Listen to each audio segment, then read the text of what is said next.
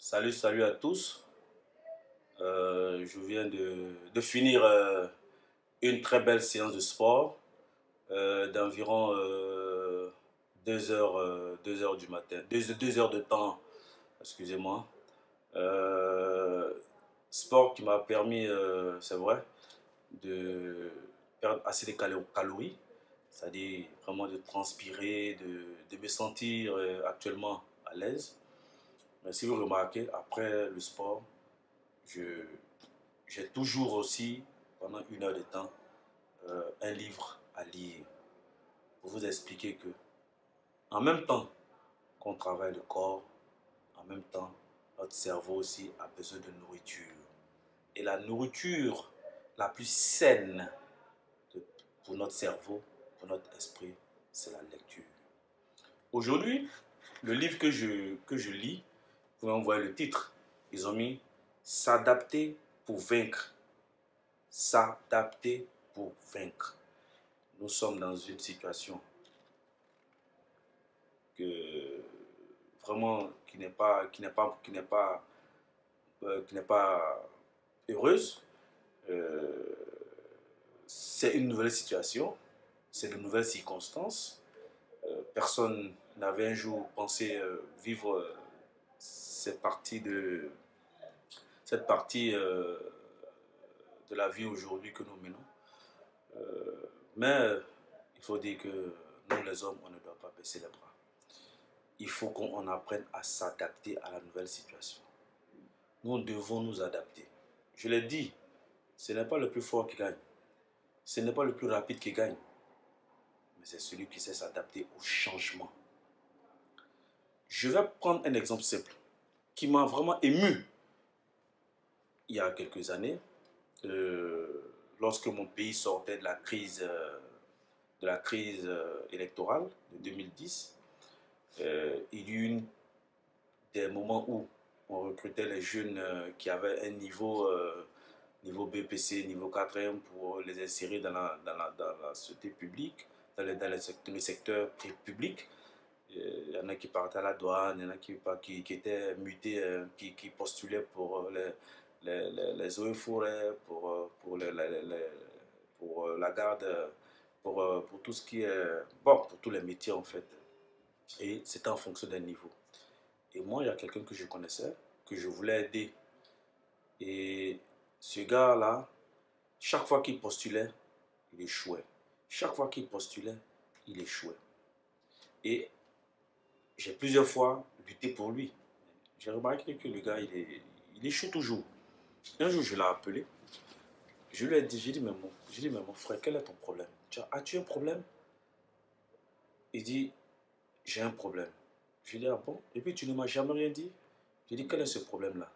Il m'a dit, vraiment, monsieur, c'est vrai, vous voulez m'aider, mais je suis aujourd'hui déprimé. Je lui ai dit, mais pourquoi tu es déprimé? Il dit tout simplement, parce que je ne sais pas lire. Parce que je ne sais pas lire. Je suis comme un aveugle. Je suis comme un aveugle parmi les autres. Je fais tout ce qui est physique avec les autres. Mais quand il s'agit de présenter des diplômes, je n'ai aucun diplôme. Je ne sais quoi faire.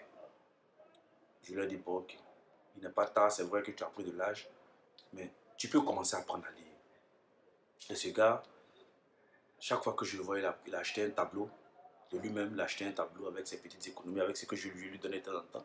Il a acheté un tableau et il a commencé à apprendre à écrire A, B, C, D, A, B, C. C'est vrai que c'était un peu trop tard pour qu'il puisse avoir un BPC, pour qu'il puisse avoir un diplôme bac et autres.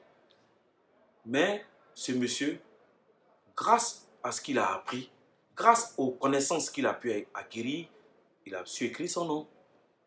Il a pu écrire des textes. Il a commencé à savoir lire. Il lisait les journaux. Et un jour, il est venu. Il s'est assis devant moi. Il s'est mis à genoux même, pour ne pas dire ça, il s'est mis à genoux et puis il a commencé à pleurer. J'ai même failli avoir les larmes. Mais comme je suis émotionnellement, je me donne un peu plus de force émotionnelle. Il a commencé à pleurer. Je lui ai demandé pourquoi tu pleures. Il dit, je pleure pour vous dire merci. Je pleure pour vous dire merci parce que Grâce à vous aujourd'hui, c'est vrai, je ne suis pas à la douane comme mes amis qui ont le BPC, qui ont le bac. Mais aujourd'hui, grâce à vous, je sais lire. Je sais écrire mon nom. Je peux commencer à planifier ma vie. Et c'est comme ça qu'il a commencé à planifier sa vie. Il a eu un peu d'argent. Il a commencé à s'inscrire dans le secteur informel. Et doucement, doucement, doucement, il a commencé à s'organiser. Mais aujourd'hui, ce monsieur, vous ne le reconnaîtrez plus. Vous ne le reconnaîtrez plus. Quand il vient me rendre visite, mais c'est dans des grosses voitures. Mais c'est pour dire quoi? C'est une leçon pour dire quoi? Pour dire que la connaissance ne se perd jamais. Celui que les parents n'ont pas mis à l'école, celui, vraiment, je ne sais pas, qui n'a pas eu la chance que les autres ont eu, ne vous découragez pas. Ne vous découragez pas. Dites-vous que tant que vous avez le souffle de vie, la décision, elle vient de vous-même. D'autres personnes pourront vous impulser. D'autres personnes pourront vous dire, fais ça, fais ci, on pourra vous obliger. On ne vous obligera pas. Mais ça dépend de vous. Si vous donnez la meilleure version de vous-même, si vous donnez la meilleure personne de vous-même, si vous donnez les meilleures performances de vous-même, je pense que vous allez atteindre vos objectifs. Et aujourd'hui, vos objectifs, c'est vous qui les connaissez. Réveillez-vous, ne dormez plus. Réveillez-vous. Devenez ce que vous voulez devenir tant que vous avez le souffle de vie. La bataille de la vie n'est pas encore gagnée. On ne gagne pas la bataille de la vie.